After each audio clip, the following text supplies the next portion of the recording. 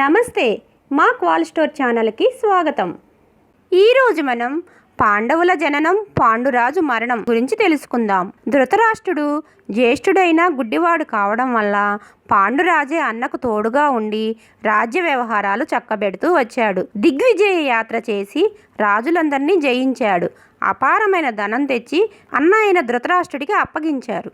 అయితే పాండురాజుకు వేట అంటే ఎంతో ఇష్టం. ఈ వ్యసనమే అతనికి ఆపద తెచ్చిపెట్టింది. మృగాలను వేటాడడానికై ఎప్పుడూ అడవులకు వెడుతూ ఉండేవాడు. ఒకనాడు పాండురాజు వేటకు వెళ్ళి ఆనందంగా విహరిస్తున్న 2 జింకలను చూచాడు. నిజానికి అవి జింకలు కావు. కిందముడనే ఒక ముని, ఆయన భార్య జింకల రూపం ధరించి విహరిస్తున్నారు. ఈ సంగతి తెలియక పాండురాజు బాణంతో కొట్టాడు. అప్పుడు జింక రూపంలో ఉన్న కిందముడనే ముని నిజరూపం ధరించాడు. రాజా, నువ్వు చేసిన పాపానికి ఫలితం అనుభవిస్తావు. నీవు నీ భార్యతో కలిసిన మరుక్షణం తల పగిలి చస్తావు. నీ భార్య కూడా చస్తుంది అని శపించి ప్రాణాలు విడిచాడు. అప్పటి నుంచి పాండురాజుకు దిగులు పట్టుకున్నది. విరక్తి పుట్టింది. రాజ్య వ్యవహారాలు భీష్ముడికి విదురుడికి అప్పగించాడు. 2 భార్యలు అయిన కుంతి మాద్రిని వెంట పెట్టుకుని అరణ్యాలకు వెళ్ళిపోయాడు.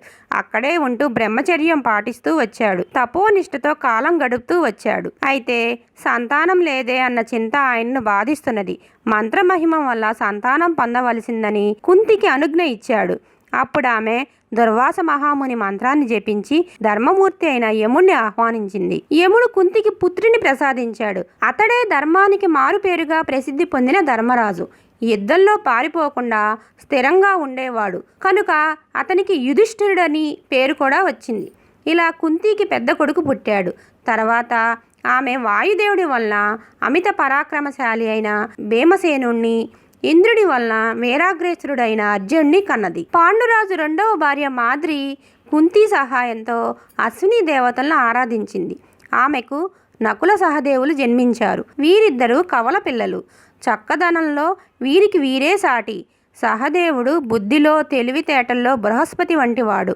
ఇలా పాండురాజు పుత్రులు 5గురికి పంచపాండవులని పేరు వచ్చింది. పాండవులు అడవుల్లో మునుల మధ్య పెరిగారు. శర్వాతి కొడుకు శకుడనే ఆయన వీరికి విద్యలు నేర్పారు. 2వ వాడు భీముడు భయంకరమైన పరాక్రమం కలవాడు.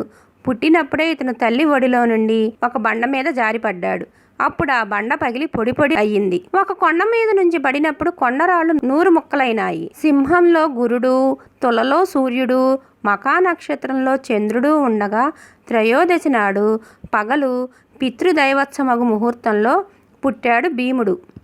ఇక పాల్గొన మాసంలో పుబ్బ, ఉత్తరా నక్షత్రాలు కలిగి ఉన్నప్పుడు పగటిపూట అర్జునుడు జన్మించాడు. అతను పుట్టినప్పుడు ఇతను వీరుల్లో మేటి, అజేయుడు, విష్ణుదేవుడికి సకుడు, కీర్తిమంతుడు అవుతాడని ఆకాశవాణి పలికింది.